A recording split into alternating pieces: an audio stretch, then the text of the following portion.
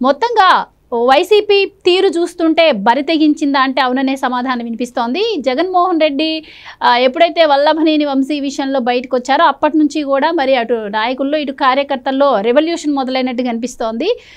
ఎలాగూ కేసులు ఎదుర్కొంటున్నాం కాబట్టి ఇంకా ఎలాగూ పెట్టుకోండి జైలులో ఉండడానికి కూడా వాళ్ళు సిద్ధంగా ఉన్నట్టే వాళ్ళ మాటలను బట్టి అర్థమవుతుంది. అయితే తాజాగా మండలిలో బొత్స సత్యనారాయణ విపక్ష నేతగా ఉన్నటువంటి విషయం మనకి తెలిసిందే. అయితే అక్కడ ఆయన కొన్ని సంచలన వ్యాఖ్యలు చేశారు.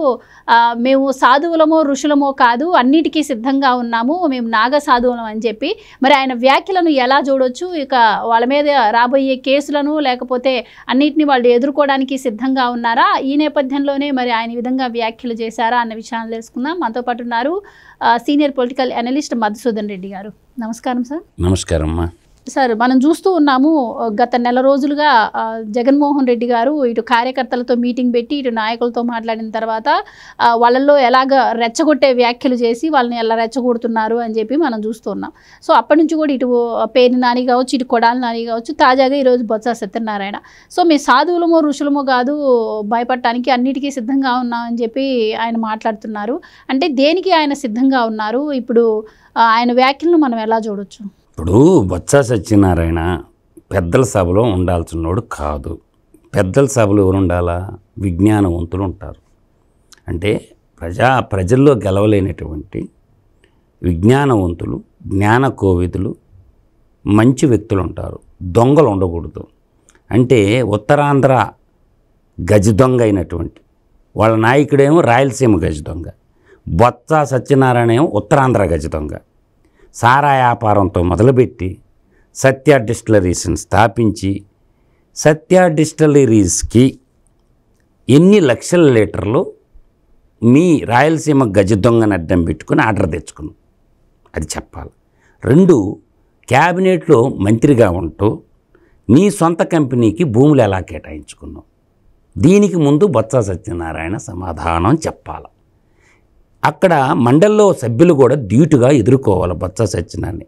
నువ్వు క్యాబినెట్ మంత్రిగా ఉంటూ నీ సత్య డిస్టిలరీస్కి ఎకరా 10 లక్షలకి భూములు కేటాయించుకున్నావు కాబట్టి నిన్ను ఏ చెప్పు తీసుకొని కొట్టాలా బొత్స సత్యనారాయణ అని అడగాల. 3 సార్లు కూడా మండలిలో సభ్యులు ఈ ప్రశ్న ఇలా బొత్స సత్యనారాయణ. ఈరోజు బొత్స సత్యనారాయణ గోడ తిరగటానికి సిద్ధంగా ఉండడు. భారతీయ జనతా పార్టీలోకి పోవాలా, పవన్ కళ్యాణ్ పార్టీలోకి పోవాలా అని చెప్పి పాకుడు యాత్రలు చేస్తుండవు. అందువల్ల ఏ క్షణంలో ఎట జంపోతాడో కూడా తెలియదు.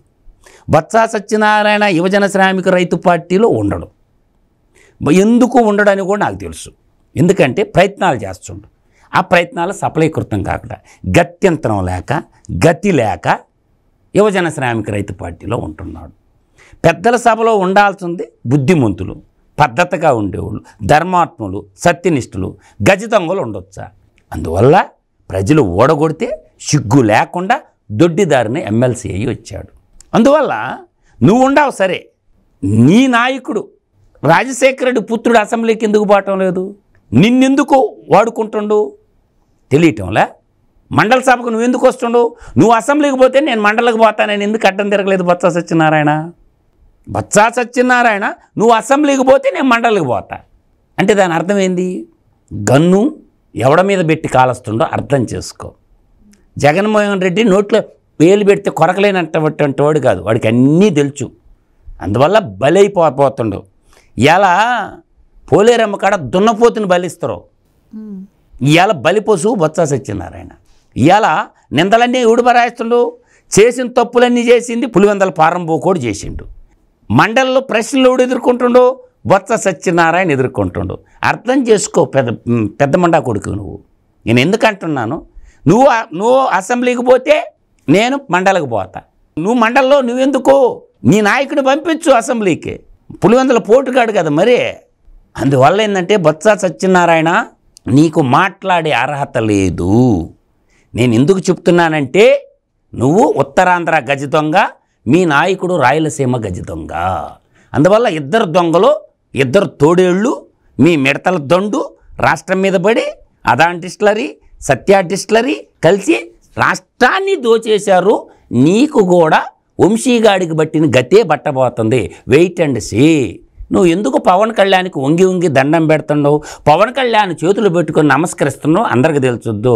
పవన్ కళ్యాణ్ గారు నేను కాపు ముద్దు బిడ్డనే, నన్ను జైలుకి పంపించొద్దు, నన్ను నువ్వు కాపాడని నీ యొక్క అర్ధనగ్న ప్రదర్శనల్ని, నీ పెద్ద ముద్ద 5 లక్షణాలు గమనిస్తుంది గవర్నమెంటు. కాబట్టి బొత్స సత్యనారాయణ కూడా శ్రీకృష్ణ జన్మస్థానం తప్పదనేది నా యొక్క భావన.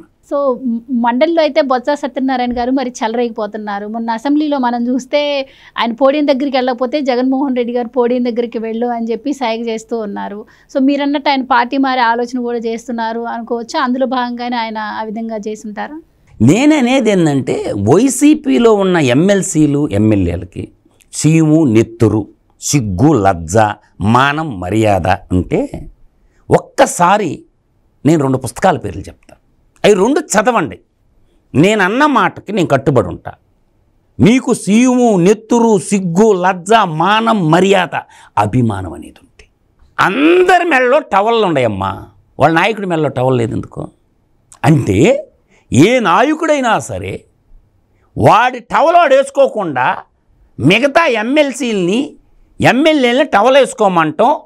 దీన్ని మీరందరూ మా బానిసలు, నా ఇంటి కుక్కలు అంటుండు.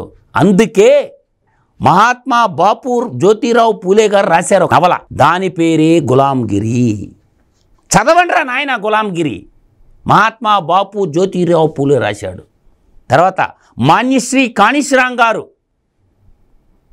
ఒక నవల రాశాడు, చెంచాయుగం. మీరందరూ జగన్మోహన్ రెడ్డి చెంచాలని నేను అంటుండా, దమ్ము లేనివాళ్ళు అని నేను అంటుండా. అంటే మీ మెడలో టవల్ లేకపోతే ఎర్మగొండపాలెం ఎమ్మెల్యే ఎస్సీ ఎమ్మెల్యేని ఎలా అవమానించాడో తెలుసుకోండి. మీరు అడగాల స్పాట్లో, నీ మెడలో కండవేదరా అని అడుగుంటే మీరు మగాళ్ళు. మీరందరూ జగన్మోహన్ రెడ్డి చెంచాలు, జగన్మోహన్ రెడ్డి గులాంగిరి చేసేటటువంటి వాళ్ళ భావిస్తున్నాడు. వాడు ఒక రాజులాగా, మీరు ఒక బానిసల్లాగా. అందువల్ల దయచేసి నేను ఈ పరుష పదాలు ఆడితే వాడుండొచ్చు, మీరు అర్థం చేసుకొని ఆ 2 నవల చదవండి.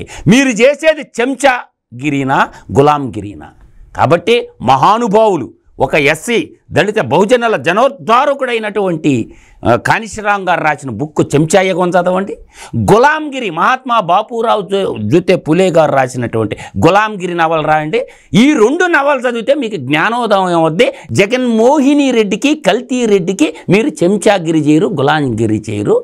మరి ఆత్మగౌరవంతో బతకండి, బానిస బతుకులు వదిలేయండి.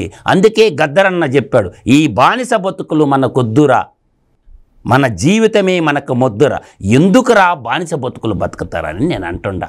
నీకు ఇది ప్రజాస్వామ్యం కాబట్టి, మీరు ప్రజాప్రతినిధులు కాబట్టి అసెంబ్లీకి వచ్చి మీ నియోజకవర్గ సమస్యలను చర్చించమని సవినయంగా ఏడుకుంటున్నా. మీ అందరికీ ఏదన్నా మీ మనసు నొప్పించుంటే నన్ను క్షమించండి. నేను చెప్పడమే తప్పు అనుకుంటే నేను చేయగలిగింది ఏమీ లేదు.